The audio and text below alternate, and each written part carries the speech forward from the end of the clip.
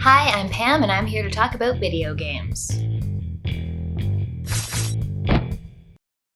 Today I'm talking about a unique and surreal Metroidvania that recently got a big content update along with a release on all consoles. It's Grime.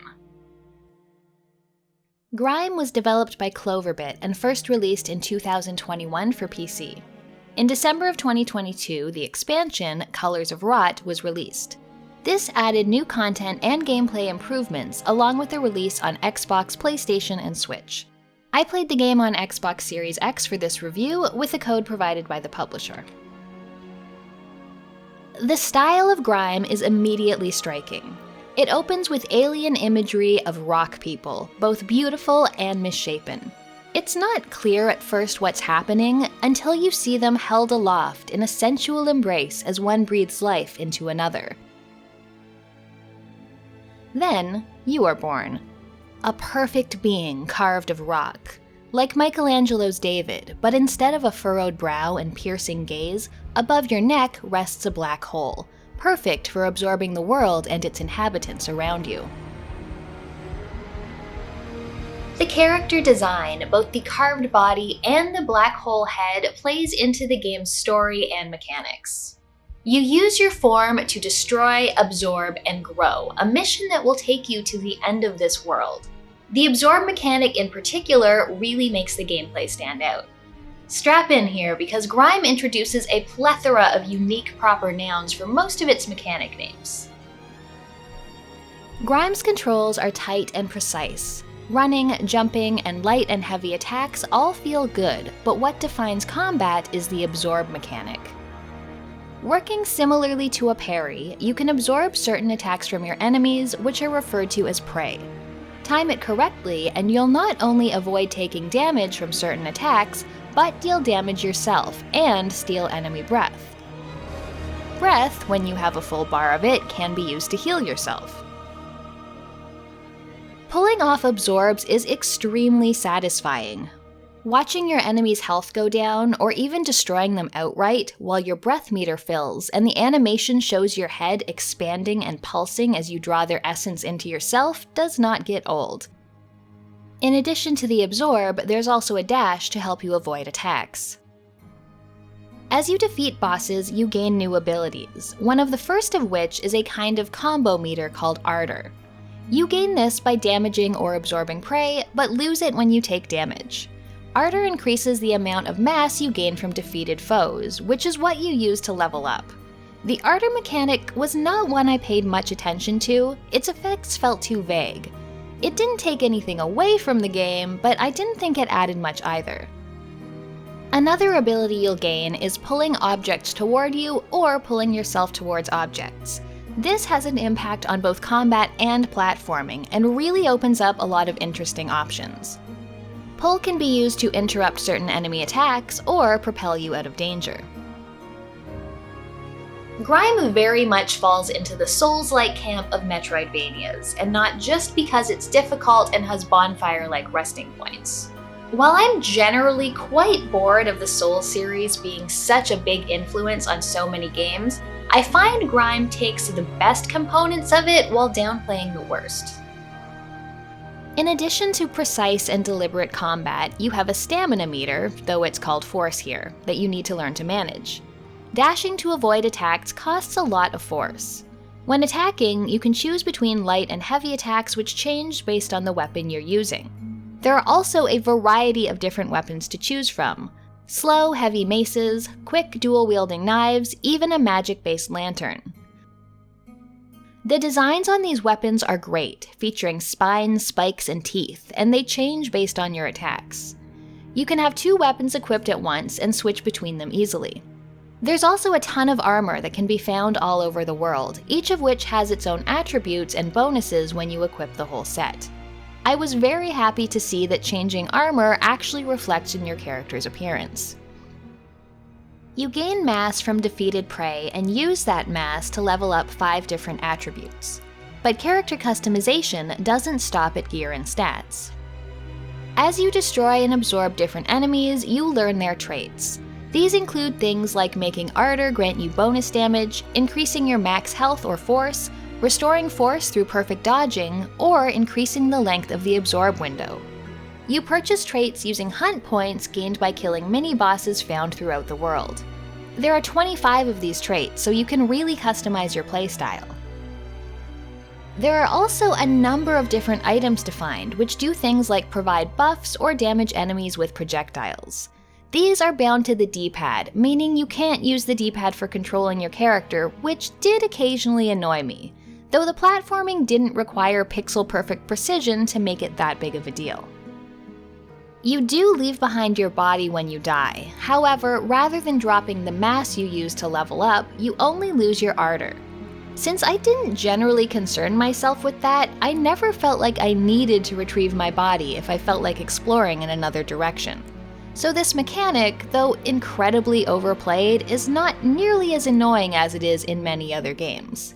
In fact, it can even be helpful, as crushing your previous body restores some health. I got a lot of strategic use out of this while learning new bosses. Grime is a rather difficult game where the difficulty lies more in the combat than the platforming. The bosses here are a sight to behold, with interesting mechanics and really cool designs. Just like most of the characters and enemies you'll find in the game, bosses are grotesque, misshapen things. They have giant eyeballs and too many arms, ribs and spines protrude. And there are a lot of teeth in places you really don't want to see them. Each boss has a multitude of different abilities and patterns to learn and react to. Learning which attacks can be absorbed and getting the timing right is key to getting bosses down in a timely manner, though you can also whittle away at them with basic attacks. While many basic direct attacks on you can be absorbed, there are also unblockable attacks that are indicated by the boss glowing red. You'll have to dodge or avoid these. During some attacks, the boss will glow yellow, indicating that you can interrupt it with a pull, also temporarily staggering them. There are also many area of effect type attacks like Vulture's Poison Spew or Shapely Fidus setting sections of the floor on fire. The pull ability becomes just as interesting as absorb for some fights, allowing you to pull yourself to certain objects, getting you out of harm's way. I found most boss fights in the latter parts of the game very challenging, with one of them even making me take a break from the game for a week or two. However, it's also extremely satisfying when you finally get them down. The regular enemies you face as you explore are also no pushovers. Though some have simple attack patterns that can be easily reacted to, many others explode on impact, have unabsorbable attacks, or require you to use pull to even get in range of them. The platforming in the first few hours of the game isn't terribly complicated. Your jump is responsive and you quickly snap onto ledges and climb them. Most of the challenge comes from platforms crumbling beneath you. Your pull ability is where things start to get more interesting. It can be used to pull platforms toward you so you can make jumps you otherwise couldn't. This ability gets more powerful as you go. By the end of the game, you'll be air dashing through tight passages while you pull yourself safely through spiked walls and towards multiple targets in a row. Overall, I thought the platforming was a reasonable difficulty. Some areas did make me ponder exactly how to pull off the right movements. It wasn't until the very end of the game that it started to become much more challenging. The world here is exciting to explore. It's full of secrets and shortcuts, and you can tackle areas in different orders. And Grime's aesthetic is a perfect blend of the beautiful and the monstrous, and it kept me pushing forward to see what spectacles lay in store. The game starts in a very rocky area, very fitting of your character and the introduction. It's rather gray, and in the background, stalactites and stalagmites meet to become columns. Even at this early point, you can find breakable walls and secret areas that aren't overly apparent at first glance. Items are found frequently, whether limited use things like projectiles or buffs or new weapons and armor. Large rocky surrogates function as checkpoints, a place to refill your health and level up your character. As you continue exploring, you'll encounter deserts, caverns, areas filled with plant life, and more teeth where you really don't want to see them. Some areas bring to mind a nervous system, and great stone statues and gilded palaces loom large. The soundtrack is great, very dramatic and epic, with beautiful instrumentation and haunting vocals. Grime features a fantastic map. It's large and detailed, and one inspired touch is that you can see a trail of where you've traveled, making it very easy to backtrack or know where you haven't explored yet. You do need to find beacons before you can unlock the map to each area, which isn't a mechanic I'm fond of, but you can still see your trail, which does help out. And the beacon emits both sound and visual effects when you're getting close to it. There is a fast travel in the game through the Nerve Pass, though fast travel points are quite far apart. The surrogate checkpoints are also fairly far apart, and I did find I was having to backtrack a little more than I would like at times. However, it was always fair about putting surrogates near bosses and new areas. I experienced a couple technical hiccups as I played. A couple times closer to the beginning of the game, my character seemed to get stuck and float in the air for a few seconds, once I even got completely stuck. Thankfully, there is an option to destroy your vessel and go back to the last surrogate. There was also one location where the frame rate dropped quite a bit, though it only happened on one specific screen. Otherwise, it ran very well. It took me 20 hours to complete Grime, and I still have about 20% of the map to explore.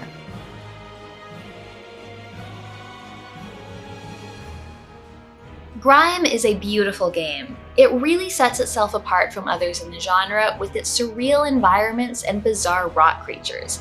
And it's a lot of fun to play, with a good balance of challenge and reward without ever feeling unnecessarily punishing. It's the pull and absorb mechanics that really stand out, making every fight just as interesting mechanically as it is visually. Grime gets a high recommendation from me. If you want more challenging Metroidvanias, check out my review of Eterna Noctis, or another of my videos. I have a Patreon if you want to support the channel. Thanks for watching, and I'll see you next time.